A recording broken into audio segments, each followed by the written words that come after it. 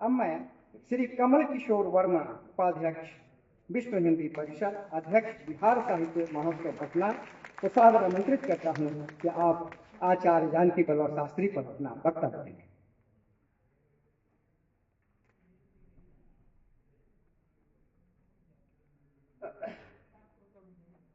रुक गई नाव जिस छोर स्वयं, माझी उसको मझधार न कर। कायल जो बैठे आ भरे, तूफानों की परवाह करे। हाँ, तक जो पहुंचा न सका, चाहे तो उसको ज्वार न कर। कोई तम को का भ्रम सपना, ढूंढे आलोक लोक अपना। तब सिंधु पार करने वाले को निष्ठुर तू बेकार न कर। जी, तालियां बज रही हैं, इसका मतलब आप लोग जगे हुए हैं और सुन रहे हैं मेरी बात को। धन्यवाद। जीवन के संघर्ष को आलोकित करती ये पंक्तियां बहुमुखी प्रतिभा के धनी आचार्य जानकी वल्लभ शास्त्री जी की है। यह मात्र एक नमूना है, गोदाम अभी भरा हुआ है। हिंदी साहित्य के छायावाद युग के अंतिम गौरवशाली स्तंभ और संस्कृत और हिंदी के अप्रतिम विद्वान आचार्य जानकी वल्लभ शास्त्री के जयंती के अवसर पर मैं उन्हें नमन करता हूं।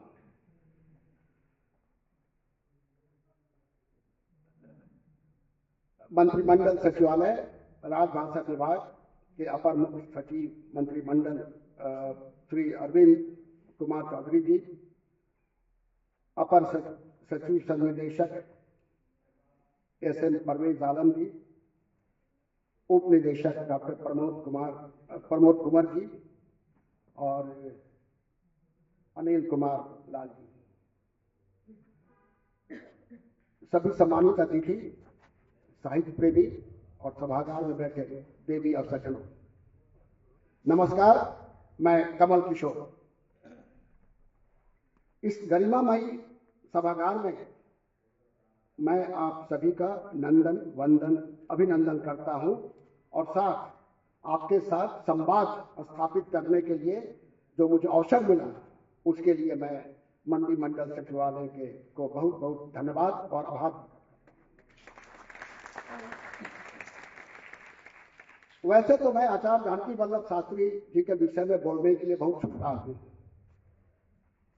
फिर भी उनका अध्यात्म, उनकी लेखनी, गीत साहित्य, उनके काव्य प्रस्तुति की शैली, उनकी साहित्यिक यात्रा, उनका स्वभाव, शौक और मिजाज, उनका जीवन यात्रा, उनको मिलने वाले सम्मान आदि के बारे में जो सुना है, पढ़ा है, समझा है, वो मस्तिष्क के सॉफ्टवेयर पे सेव हो गया है और उसी को एक एक कर डिकोड करके आपके सामने प्रस्तुत करने का प्रयास कर रहा हूं मैं। मित्रों, हिंदी साहित्य के आकाश में कुछ ऐसे नक्षत्र हैं जिनका प्रकाश समय के धूप से कभी धुंधला नहीं पड़ता। हमारे आचार्य जानकी वल्लभ शास्त्री उन्हीं नक्षत्रों में से एक है। हिंदी साहित्य के पुरोधा, गीत साहित्य के प्राण पुरुष आचार्य जानकी वल्लभ शास्त्री संस्कृत और हिंदी के मूर्धन्य विद्वान तो थे ही, साहित्य और संगीत के तपस्वी साधक भी थे। मूलतः संस्कृत भाषा और साहित्य के आचार्य रहे आचार्य जानकी वल्लभ शास्त्री जी अंग्रेजी, बंगला, हिंदी आदि अनेक भाषाओं के विद्वान थे।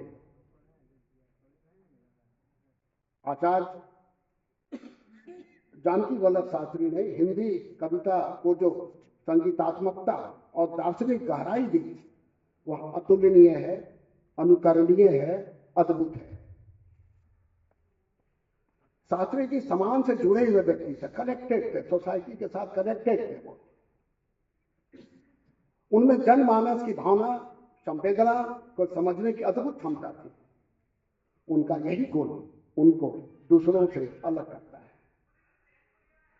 कवि सम्मेलनों की तो शोभा है।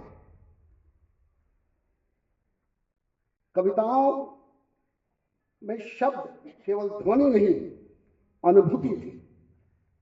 अपने कोकिल कंठ से जब वो एक गीत को स्वर देते तो सभागार में बैठे लोगों की धड़कनें थम जाती थी। उनके गीतों में एक अजब आकर्षण था, वो लोगों को खींच लेता था। वो लिखते हैं, गुलशन न रहा, गुलची न रहा, रह गई कहानी फूलों की, महमह करती सी वीरानी, आखिरी निशानी फूलों की। शास्त्री जी की इन पंक्तियों को सुनकर कोई कैसे अनदेखा कर सकता है। उनके गीत पूरा सुने बगैर तो सभागार छोड़कर कोई जाता नहीं था। वे कविताएं लिखते नहीं थे, वे जीते थे। उनकी रचनाओं में भावना भी मिलती है, संवेदना भी मिलती है, विरक्ति भी, भक्ति भी और जीवन की सूक्ष्म लय भी मिलती है। छायावाद की कोमलता, संस्कृत की गरिमा और लोक जीवन की सहजता, तीनों का अद्भुत संगम उनके काव्य चेतना में दिखाई देते हैं। वो लिखते हैं, क्या वह भी अरमान तुम्हारा, जो मेरे नैनों के सपने, जो मेरे प्राणों के अपने, दे देकर अभिशाप चले सब, क्या यह भी वरदान तुम्हारा।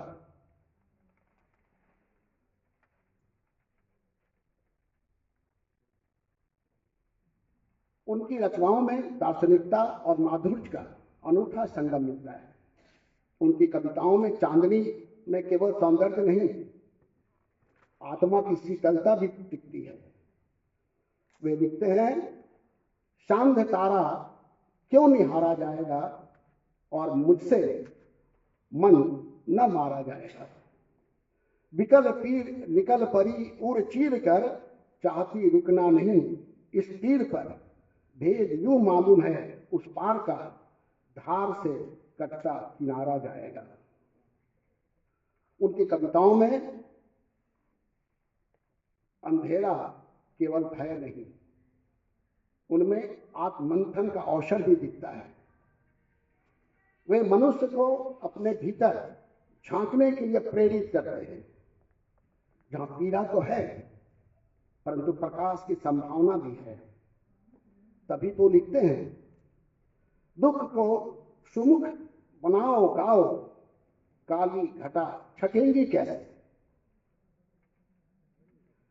मित्रों, यह तो एक उनके विषय में, शास्त्री के विषय भूमिका थी।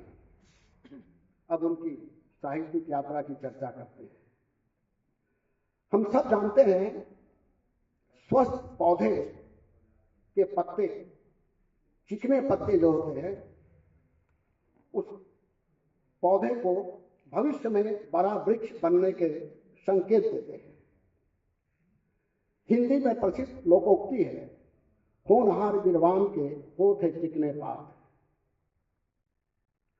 प्रतिभाशाली और योग्य व्यक्ति के गुण बचपन से दिखने लगते हैं। यह बात शास्त्री जी के साथ 100% लागू होती है। वे मात्र 16-17 वर्ष की आयु में रचना शुरू की और रचना संस्कृत में शुरू की। उनकी संस्कृत कविताओं का संकलन काकली, जो 1930 के आसपास प्रकाशित हुई। काकली जब नीलकंठ निराला के हाथों में पड़ी तो उन्होंने शास्त्री जी को प्रेरित किया कि संस्कृत के साथ साथ हिंदी में भी कविताएं लिखने के लिए, और निराला जी की प्रेरणा से शास्त्री जी ने हिंदी में रचनाएं शुरू की। और जब रचनाएं लिखना शुरू की तो फिर ऐसा लिखा कि साहित्य का विस्तृत नभ पर वो सूर्य के समान छा है। जीवन भी एक कला है, इसे बिना जाने मानव बनने कौन चला है। आचार्य जानकी वल्लभ शास्त्री किसी खास विचारधारा के कवि नहीं थे। उनकी रचनाओं में साहित्य की सभी धाराएं समाहित थी। रस और आनंद की उनकी कविताओं गीतों में प्रमुखता रही है। राग केदार उनका प्रिय राग था। शास्त्री जी अपने जीवन का मानक स्वयं का है। सब अपनी अपनी कहते हैं, कोई न किसी की सुनता है। ना कोई सिर ढूंढता, दिल बहलाने को चल फिर कर, फिर सब अपने में रहते हैं।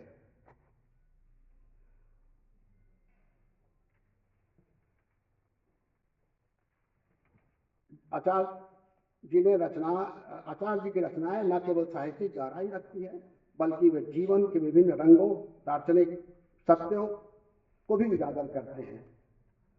उन्होंने हिंदी साहित्य की कई विधाओं जैसे कविता, गीत, नाटक, कहानी, संस्मरण, समीक्षा, आलोचना पर भी अपनी लेखनी चलाई। उनकी काव्य संग्रह तीर, तरंग, मेघदीप, अवंतिका, श्यामा संगी, पाषाणी, शिप्रा, संगम प्रमुख है। गद्य में भी उन्होंने खूब लिखा। तीन तिनकों का घोंसला उनका चर्चित गद्य रचना रही है। कानन, अर्पणा, लीला, कमल और बांसों की झुरमुट उनकी कथा संग्रह प्रकाशित हुई है।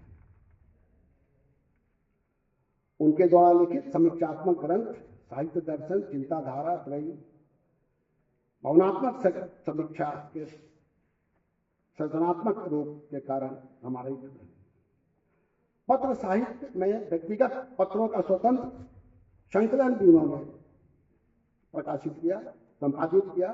निराला के पत्र उसमें उल्लेखनीय है। उसमें निराला से जितने भी उनके पत्राचार हुए उसको उन्होंने संकलन कर उनको प्रकाशित किया।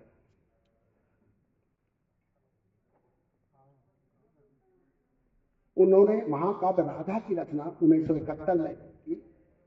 यह 7 खंडों में फैला गीति काव्य महाकाव्य है, जो राधा कृष्ण के प्रेम को एक नया दृष्टिकोण से प्रस्तुत करता है। इसमें पुरुषार्थ, प्रणय भी है, पुरुषार्थ भी है, दर्शन, विनोद, निर्वेद, प्रभास, उत्सर्ग नाम से 7 पर्व है।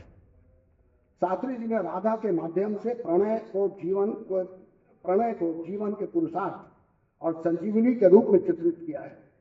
इसमें राधा केवल एक भक्त या प्रेमिका नहीं, बल्कि एक दर्शन, एक जो युद्ध की विभीषिका के बीच प्रेम और शांति का मार्ग दिखाती है। इसमें युद्ध और संघर्ष के विरुद्ध प्रेम की कोमलता और मानवीय संवेदनाओं की विजय दिखाई गई है। शास्त्री जी के गीत चर्चा के बिना साहित्यिक यात्रा पूरी नहीं हो सकती। शास्त्री जी के प्रसिद्ध गीत है, किसने बांसुरी बजाई, जन्म जन्म की पहचान व तान कहां से आई, किसने बांसुरी बजाई, अंग अंग फूले कदम, सांस झकोरे झूले, सूखी आंखों में यमुना के लाल लहर लहराई, किसने बांसुरी बजाई। इस तरह उन्होंने कई गीत लिखे। आचार्य जानकी वल्लभ शास्त्री का साहित्य हमें सिखाता है कि शब्दों की साधना आत्मा की साधना है। कविता केवल मनोरंजन के लिए नहीं, बल्कि आत्मानुशासन और जीवन दर्शन भी है। इससे प्रेरणा मिलती है, जीवन का मार्गदर्शन मिलता है। त्वरित और अस्थिर समय में उनकी रचनाएं हमें ठहरने, सोचने और अपने भीतर झांकने का अवसर देती है। यही तो साहित्य का काम है। अब बात मिलने वाले उनके सम्मान की कर लेते हैं। समय कम है, 20 मिनट का समय, प्रयास करता हूं मैं समय की चीजों को। उन्हें बहुत सारे सम्मान मिले, सूची लंबी है। उन्हें उत्तर प्रदेश सरकार का भारतीय पुरस्कार, राजेंद्र शिखर सम्मान और श्री पूजन सहायक पुरस्कार प्राप्त। अब थोड़ी सी बात उनके स्वभाव, शौक और मिजाज की भी करते हैं। वे बेबाक, बिना संकोच, बिना झिझक अपनी बात रखने के लिए मशहूर थे। एक बार जब उन्हें साहित्य में योगदान के लिए बिहार का सर्वश्रेष्ठ और प्रतिष्ठित राजेंद्र शिखर सम्मान दिया गया, तो अवसर उन्होंने बेबाकी से कहा, मैं आया नहीं हूं, लाया गया हूं, खिलौना देकर बहलाया गया। शास्त्री जी जितने बेबाक थे उतने स्वाभिमानी भी थे। वे कभी अपने सम्मान के साथ समझौता नहीं किया। शास्त्री जी अपने स्वाभिमानी व्यक्तित्व के लिए जाने जाते थे। वर्ष 2010 में जब भारत सरकार ने पद्मश्री देने की घोषणा की तो उन्होंने इसे लेने से मना कर दिया। उन्होंने कहा इस उम्र में उनके लिए सम्मान एक झुनझुना है। उन्होंने गृह मंत्रालय द्वारा बायोडाटा मांगे जाने पर भी नाराजगी जताई और पत्र को पर अस्वीकार लिखकर वापस भेज दिया। यह भी कहा सम्मान देने की प्रक्रिया बहुत औपचारिक और देरी से की गई। वे अद्वितीय हाजिर जवाबी भी थे। एक बार प्रभावशाली व्यक्ति ने भरी सभा में शास्त्री जी से कहा, मेरे हृदय में आपके लिए बहुत सम्मान है, पर पता नहीं क्यों आपको देखकर मेरा माथा नहीं झुकता। इस वक्त बेबाकी से शास्त्री जी ने कहा, माथा हो तब तो। इस तरह उनका हाजिर जवाबी और ये थे वो। अब कितनी बात कहें, हरि अनंत, हरि कथा अनंता, बात चलेगी। पूरा 20 मिनट या 20 घंटा भी लग जाएगा बोलने में। इसलिए मैं उनके व्यक्तिगत जीवन यात्रा पर चर्चा नहीं करूंगा। सिर्फ यही कहूंगा, उनका जन्मभूमि तो गया रहा है, लेकिन कर्मभूमि मुजफ्फरपुर रहा है। आज उनकी जयंती पर उन्हें स्मरण करना मात्र औपचारिकता नहीं है, यह ध्यान देने वाली बात है। आज उनकी जयंती पर उन्हें स्मरण करना मात्र औपचारिकता नहीं, बल्कि यह संकल्प है कि हम भाषा, संस्कृति और साहित्य की इस विरासत को आगे बढ़ाएं, जिसे उन्होंने अपने तप और साधना से समृद्ध किया है। आज का दिन उन्हें याद करते हुए अपने समय को अधिक मानवीय, अधिक संवेदनशील और अधिक सृजनशील बनाने का संकल्प लेने का है। आइए हम सब मिलकर महान साहित्यकार, एक युगांतरकारी व्यक्तित्व को नमन करें और ओलंपिक मसाल के जैसा अपनी काव्य ज्योति को आने वाली पीढ़ी तक पहुंचाने का संकल्प लें। उनकी इन पंक्तियों के साथ मैं अपनी वाणी को विराम दे रहा हूं। जिंदगी की कहानी रही अनकही, जिंदगी की कहानी रही अनकही, दिन गुजरते रहे सांस चलती रही। अर्थ क्या, शब्द ही अनमने रह गए, कोष से जो खींचे गए तने रह गए।